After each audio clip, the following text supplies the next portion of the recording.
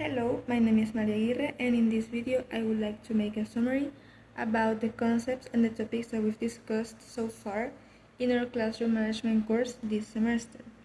First, through these weeks, one of the main things that I've learned is that classroom management goes beyond having your students being quiet all the class or being the strict teacher.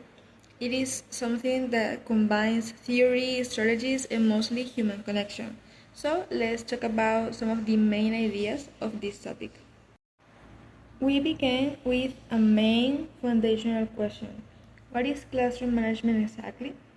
And it's important to mention, as I started saying, that it goes beyond rules and discipline.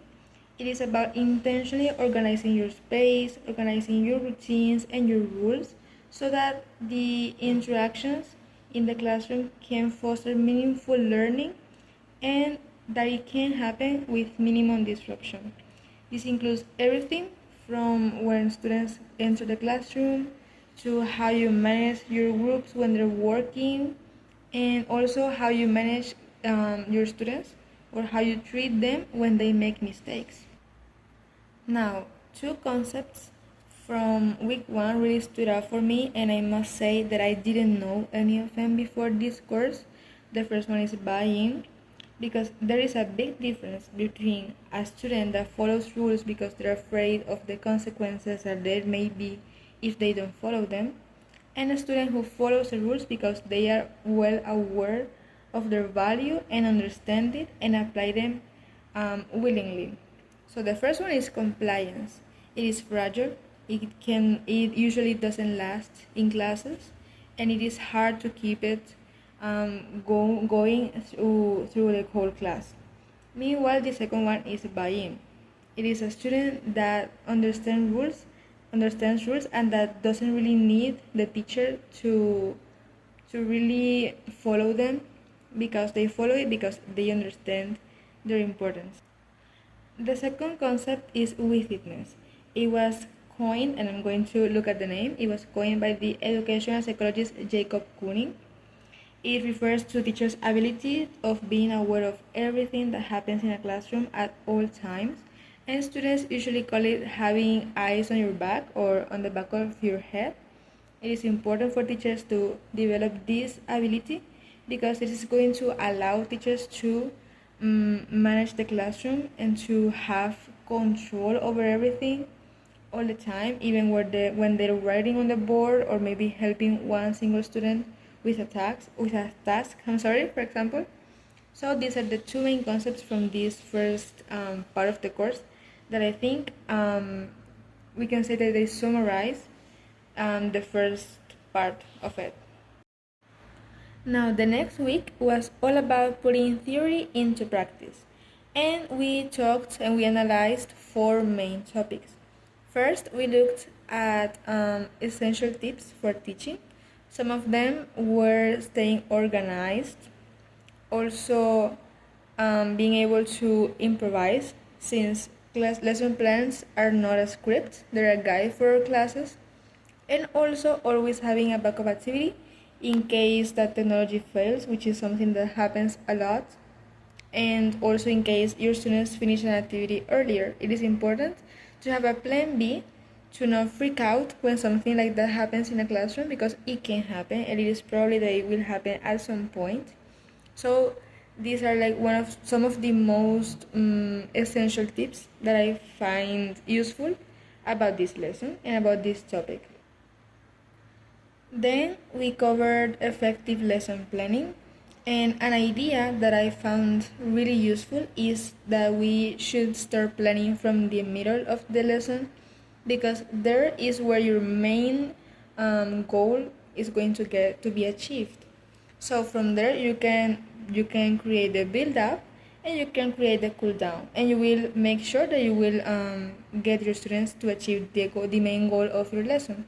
Also, I think that it is really important to note that it is very useful and it comes really handy when you keep your own lessons, because you don't know if you will be teaching the same subjects again and again at some point.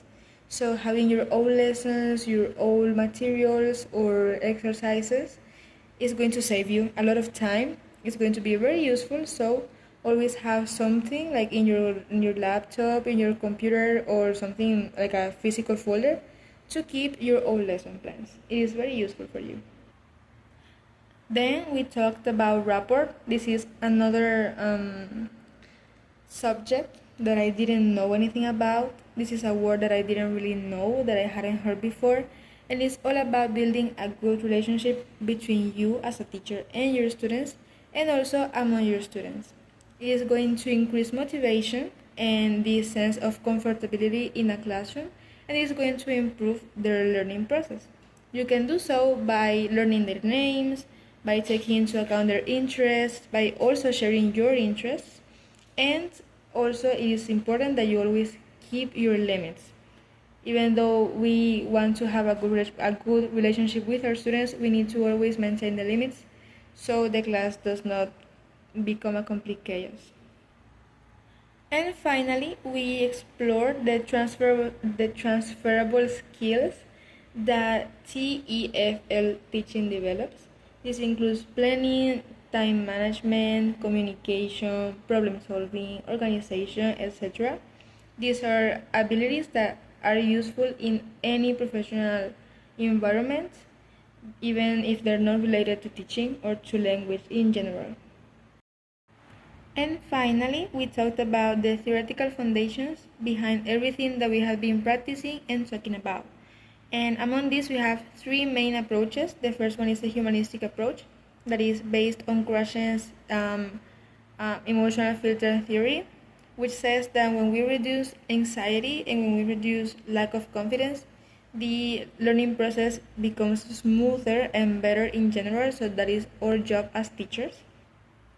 The second is Kunin's instructional management, which says that we are better at preventing bad behavior than at punishing it.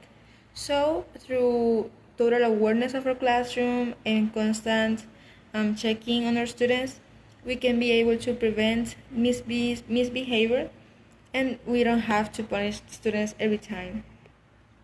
And the last one is the assertive discipline model by the Kenders, which says that we should establish like our expectations in a clear way, but also a firm way, like being firm and assertive without being aggressive. And this is important for our classroom so our students can know what we expect from them. And this is all for this video. I know it is longer than it was supposed to be, but I hope that it summarized everything that we saw in this amazing course. And thank you so much.